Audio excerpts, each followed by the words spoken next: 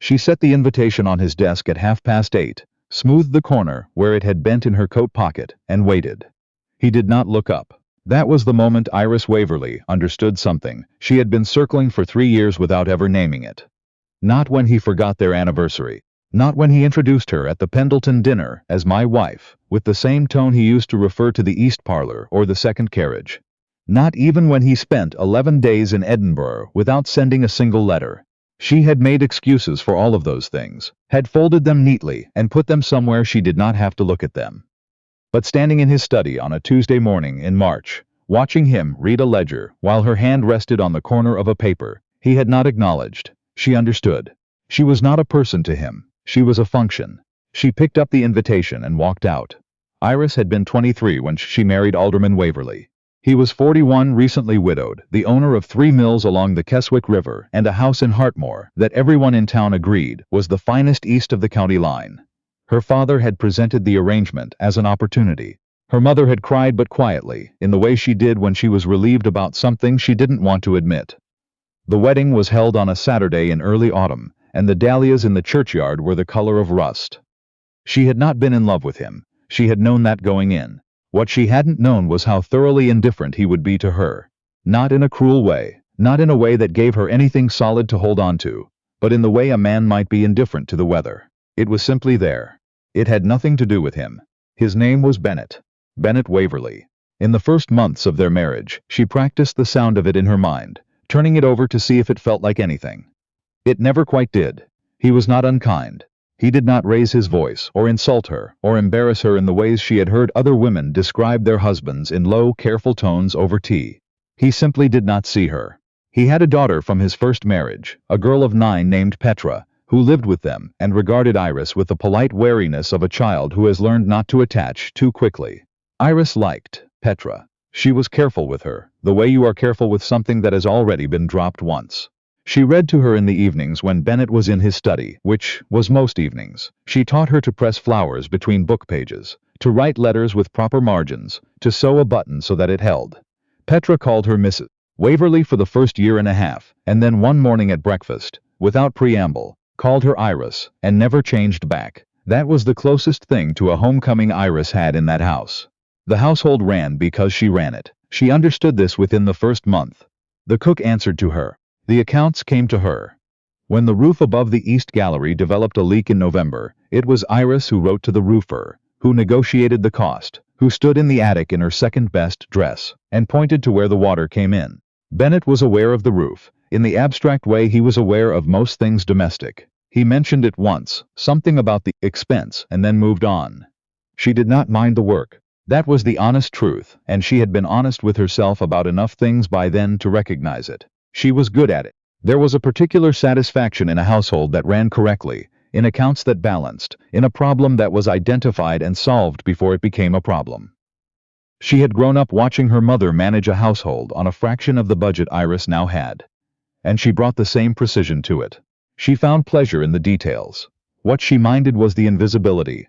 It was not that she needed praise. She was not looking for speeches at dinner. What she wanted was acknowledgment. The simple, basic acknowledgment that she existed in his life as a person, not a piece of furniture that had been cleverly arranged to keep the house in order. She wanted him to ask her something once in a while. How she was sleeping. What she thought about the war in the South, the mill workers' petition, the book she was always reading when he came into the parlor. She did not need him to love her. She had stopped expecting that. She just needed him to notice. He never did. 3 years went by in this way. She arranged his correspondence and his social calendar. She hosted dinners for his business partners and was pleasant and competent and said all the right things. She managed Petra's tutors and selected the girls' winter wardrobe, and once, when Petra was sick with fever for 4 days, slept on the chair beside her bed without being asked. She wrote letters to Bennett's solicitor when he was traveling. She dealt with the problem of the groundskeepers drinking, quietly and without making it a scene. She did everything that was required of her, and a good deal more, and she did it without complaint, because complaining had never seemed to do any good. She was efficient, she was capable, she was invisible. The Pendleton dinner was in February, and it was where things finally cracked. Not broke. Not yet. Cracked. Sir Gerald Pendleton and his wife Maud hosted 4 dinners a year in the long dining room of their house on Orchard Street, and attendance was considered obligatory among a certain tier of Hartmoor society. Iris had attended everyone since her marriage. She knew what to wear, and where to sit, and which subjects to avoid with which guests. That evening she wore the grey silk with the jet buttons at the cuff, a dress she had made herself last winter with the help of a seamstress in the town. It suited her. Even she knew that. The bodice fit perfectly, and the color made her eyes appear slightly lighter than they were, and when she had dressed in front of the mirror, she had felt, for a moment, like a person. They arrived together, she and Bennett, though together was perhaps generous. They arrived in the same carriage and entered through the same door. Sir Pendleton greeted Bennett with the warmth of long acquaintance. Mrs. Pendleton greeted Iris with the warmth of a woman who remembers that the wife of an important man is worth acknowledging. And then there was a general shifting and sorting as the guests found their way toward the drawing room, and Iris became separated from Bennett by a small crowd of men who had formed around him at the mantelpiece. She did not mind this. She was accustomed to it. What she was not accustomed to was what happened 40 minutes later, when Sir Pendleton's brother arrived late from London. A Mr. Kavanagh, a shipping man, someone Bennett apparently knew, and Bennett called him over from across the room and said, with the easy confidence of a man who never had to think about his words, "Kavanagh, come meet my wife. This is Helena." Silence is too strong a word for what happened next. Nothing stopped. The conversation continued around them. Mrs. Pendleton was still laughing at something 3 feet away. No one else noticed. But Iris noticed. Helena. She did not move. She did not change her expression. She was 26 years old, and she had been married to this man for 3 years, and he had just called her by a name that was not hers, with the calm certainty of someone who had no idea he'd made any mistake at all. Mr. Kavanagh, to his credit, looked uncertain. He glanced between them. "Lovely to meet you," he said. "Iris," she said. Her voice was steady. She made sure of that. "My name is Iris." Bennett laughed, a short reflexive sound. "Of course, forgive me, Kavanagh, long week." And that was it. He moved on, to the next thing, the next subject, the next person in the room. She stood there with a glass of sherry she did not want, and she felt something settle inside her chest like sediment falling to the bottom of a jar. Helena. She turned the name over in her mind on the carriage ride home. He had been married before. His first wife's name was not Helena. She had been a Susanna, dead 4 years before Iris entered his life. So who was Helena? A relative? Someone from his past? She did not know, and she realized with a start that this was the worst part of it. Not the name itself, but the fact that she knew so little of him that she couldn't even begin to guess where it had come from. 3 years. And he was, essentially, a stranger who lived in her house. She did not cry. She had a rule about that, though she'd never made it consciously. She would not cry over this. She looked out the carriage window at the dark road and thought, with a clarity that surprised her, "I cannot continue like this." She didn't do anything right away. That was the part no one would understand, if she tried to explain it. She did not pack a bag the next morning. She did not confront him. She made breakfast arrangements and wrote to the greengrocer, and helped Petra with her Latin verbs, and sat across from Bennett at dinner that evening, and let him talk about the mill without interrupting. But something had shifted. Not dramatically. Not in a way anyone would see from the outside. Internally, quietly, she began to prepare. She had money. Not much. Bennett controlled the household accounts, as was customary, but she had saved, carefully and without announcement, from the quarterly allowance he gave her for personal expenses. She had been saving for 2 years, not because she had planned this moment, but because some part of her, some small and practical part, had known that a woman without money of her own was a woman without options. Her mother had taught her that, not in so many words. In the example of her own life. She also had a friend, though friend felt like an understatement. Dorinda Crest had grown up 2 streets over from Iris in the old neighborhood before either of them married. And they had stayed close in the way that women who understand each other do. Through irregular letters and occasional visits, and the kind of silence that doesn't need filling. Dorinda had married a solicitor named Walter Crest and lived in the town of Belmore, 40 miles east, and she had enough rooms in her house to have offered, once, that Iris was always welcome to one of them. She had said it casually. Iris had filed it away. She began to write the letter to Dorinda in her head in March. She did not put it on paper until April. By then she knew what she was doing, even if she hadn't fully admitted it yet. In the meantime, she continued. She managed the spring cleaning. She hired a new parlor maid after the previous one left to be married. She ordered the draperies for the front room replaced, because they had begun to fade in a way that was visible from the street, and she found it embarrassing. She attended 2 more Hartmore Society dinners, and was, as always, pleasant and competent, and exactly what was expected of her. She also began to pay attention to the household in a different way. Not the management of it, she had always managed it, but the documentation of it. She started keeping a second ledger, a small one, bound in dark blue cloth. In it she recorded everything. The accounts she maintained, the contracts she had negotiated, the household expenditures, the decisions she had made in Bennett's name without his knowledge or involvement. She was not sure yet what she would do with this information. She only knew it felt important to have it. She wrote to her sister, who lived in Yorkshire now with a family of her own, and the letters were cheerful and full of details about Petra and the garden and the new draperies. She did not say anything that was true. This was not deception. It was self-protection, and she had learned the difference. One evening in late April, Bennett came home from the mills with another man she had not met. A business associate, he said, who would stay for dinner. She rearranged the table and changed the menu and was gracious to this stranger for 4 hours. And when he left, Bennett said, "Good dinner," and went to his study. She stood in the front hallway for a moment after he closed the door. Good dinner. She went upstairs and finished the letter to Dorinda. Dorinda wrote back within the week. The room is yours whenever you need it. Come as soon as you're ready. Bring only what matters. Iris read the letter 3 times, folded it very small, and put it inside the cover of the book on her nightstand. Then she sat on the edge of her bed for a long time without moving. She thought about Petra. This was the hardest part, the part that made her press her hands together in her lap and close her eyes. Petra was not her daughter, in any legal or biological sense. She had no claim, and she knew it. But she had read to that child every evening for 3 years. She had sat beside her bed when she was ill. She had taught her to press flowers and sew buttons, and write with proper margins. And she had come to love her in the steady, unglamorous way that you love someone you simply show up for. She could not take Petra with her. She could only hope that Bennett would eventually marry again, and that the next wife would see what she saw. A girl trying very hard not to ask for too much. She did not let herself think about it longer than that. If she thought about it too long, she would lose her nerve, and she could not afford to lose her nerve now. She left on a Wednesday in early June. She had chosen Wednesday because Bennett had his weekly meeting at the mill until noon, and Petra had her French lesson in the village from 9 until 11. She had arranged this, quietly, a month earlier, suggested to the tutor in the mildest possible terms that a morning lesson might suit everyone better than the usual afternoon. She packed 1 bag, a practical one, not the good traveling case, a coat, 3 dresses, her warmest shawl, the small ledger in dark blue cloth, a photograph of her mother, the money she had saved. Not a fortune, but enough. She left a letter for Bennett on his desk. She had spent considerable time on that letter, not agonizing over it.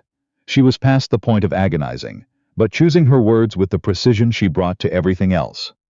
She thanked him for the house and his name and the years of material security. She acknowledged that he had not been deliberately cruel. She told him that the household accounts were in order, and that the name of the woman at the greengrocer who gave a discount on Fridays was Mrs. Ainsley. She told him she was leaving and would not be returning. At the bottom, she signed it, Iris Waverly, formerly Iris Merrow. She had added the maiden name deliberately. She wasn't entirely sure why. It had felt important. She did not leave a letter for Petra. She left, instead, the book they had been reading together, a collection of stories about women who traveled by ship to distant places, open to the chapter they hadn't reached yet. On the blank page at the front, she wrote, "For Petra, finish this one without me. Then find the next one yourself. You will know which one to choose. Iris." She was on the 7 o'clock train out of Hartmore before the sun was fully up. Dorinda met her at the station in Belmore with an umbrella and a face that said everything and asked nothing. "Come," she said. Just that. They walked to the house. Dorinda's husband Walter was at work. Her 2 children were at school. The house was quiet in the best way, the way that means no one needs anything from you. Iris sat at the kitchen table and drank the tea Dorinda made, and did not speak for several minutes. Dorinda sat across from her and also did not speak, which was the correct response and exactly why Iris had written to her. "I'm not sure what I'm going to do," Iris said finally. "No," Dorinda agreed, "but you've got time." That was the part Iris had forgotten. That time could belong to her. That a morning could pass without a cook needing instructions, or an account needing balancing, or a dinner needing arrangements. She sat with her tea and the quiet of someone else's kitchen, and felt for the first time in 3 years that she might be a person again rather than a function. She was not happy, not yet. She was something more complicated than that. She was free, and freedom at the start feels less like joy and more like standing at the edge of something enormous, with no clear sense of the distance to the bottom. She stayed with Dorinda for the first month. Bennett found out she had left naturally when he returned from the mill at noon. He found the letter on his desk. He read it standing in the study. She was not there to see his face, but the parlor maid later told Mrs. Ainsley at the greengrocer, who told her cousin, who told the wife of a man who sometimes did business with Walter Crest, that Mr. Waverly had stood at his desk for a very long time without moving. He sent a letter to Walter Crest's address. He had apparently known, or guessed, where she had gone. Within the week. The letter was formal and not unkind. He asked her to reconsider. He said he understood that he had perhaps been inattentive and that this could be addressed. He did not mention her name in the wrong place in the letter, but she noticed that he wrote "my household" rather than "our household," and "your return" rather than "coming home." She noticed these things because she had always noticed things. It was what she did. She did not write back immediately. She took a position, with the help of Dorinda's husband, assisting a local solicitor with his correspondence and records. She was not supposed to want this. It was not the sort of work women in her position were meant to seek out. But she was good at records. She was good at correspondence. She brought the same precision to the solicitor's office that she had brought to the Waverly household accounts. And within 3 weeks, Mr. Hollander had told Walter Crest, with some surprise, that his wife's friend was invaluable. Invaluable. Iris heard this secondhand, sitting at the kitchen table with Dorinda. She did not react outwardly, but she held the word for a moment in her mind, turned it over, examined it. Someone had noticed. She wrote to Bennett in August. She had thought carefully about this letter, perhaps more carefully than any letter she had written in her life. She was not angry. She had been, in the beginning, though she hadn't let herself feel it fully. Now she was simply clear. She told him that she had meant what she said in June. She was not returning to Hartmore. She told him that the household had run for 3 years on her management, without acknowledgment or partnership. She described it plainly, without accusation, the way you describe a fact. The accounts, the staff, the social calendar, the dinners, the repairs, the decisions made in his name. She was not asking him to feel guilty. She was asking him to understand what had been invisible to him and what that invisibility had cost. She told him that she wished Petra well, and that she would like, if he was willing, to write to the girl from time to time. She told him that she had found work, that she was managing, that she did not need him to rescue her, because she had been rescuing herself for years. And then, at the end, she wrote something she had not planned to write until the pen was moving. You called me Helena in February. At the Pendleton dinner, in front of Mr. Kavanagh. You didn't know you'd done it. I don't know who Helena is, and I find that I no longer need to. What I know is that in 3 years of marriage, you looked at me and saw someone else, and I spent a long time asking myself what I had done to make myself so easy to overlook. I think I finally understand that the answer is nothing. Some people simply do not look. She signed it Iris. Not Iris Waverly. Just Iris. His reply came in September. It was 3 pages, which surprised her. Bennett was not a man given to 3-page letters. She read it at the kitchen table while Dorinda pretended to be busy with something across the room. He had, apparently, found the ledger she had left for him in the study. Not the blue cloth one, which she had taken with her, but the household accounts she had kept from the beginning.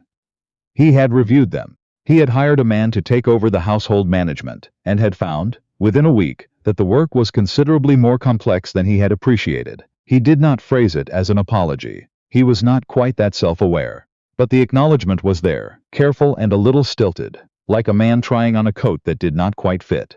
I did not understand the nature of what you managed.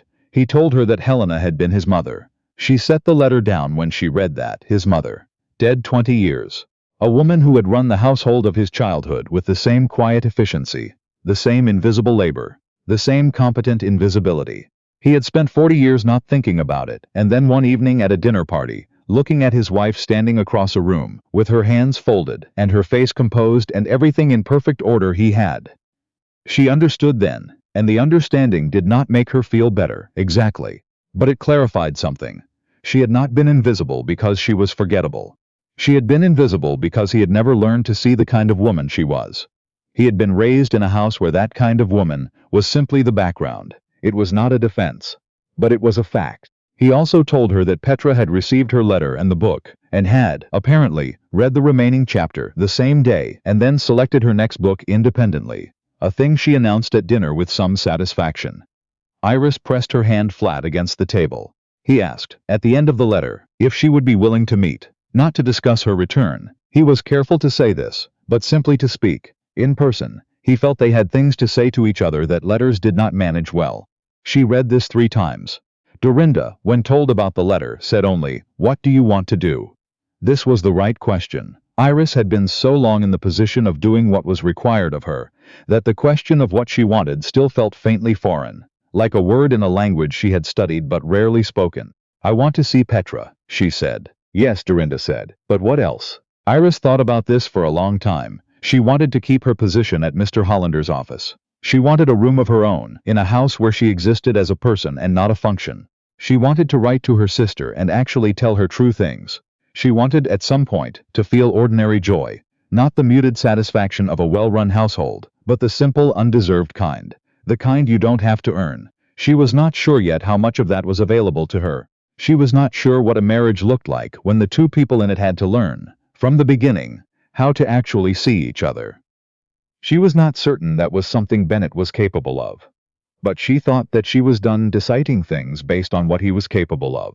She would decide based on what she was capable of, what she required, what she was willing to accept. She wrote back and said she would meet him, not in Hartmoor, on neutral ground. She suggested the hotel in Lethbridge, halfway between Belmore and home, on a Saturday in October. She did not say it was a second chance. She was not certain it was. She only knew that she was 30 years old and had spent 7 of those years, 4 before the marriage and 3 inside it, making herself useful to people who did not see her, and she was finished with that. When she walked into the hotel dining room on that Saturday morning and saw Bennett Waverly sitting at a table by the window, she noticed something she had not expected. He looked older, not dramatically, but in the way of a man who has recently been surprised by himself. He stood when he saw her. He had always had that much. She crossed the room at her own pace. She sat across from him. She ordered her own tea without waiting to be asked. And when he looked at her, really looked, with the careful attention of a man trying to correct a long habit, she met his eyes and said nothing, and let him be the one to begin. She had arranged enough things in her life. This one, she decided, could arrange itself.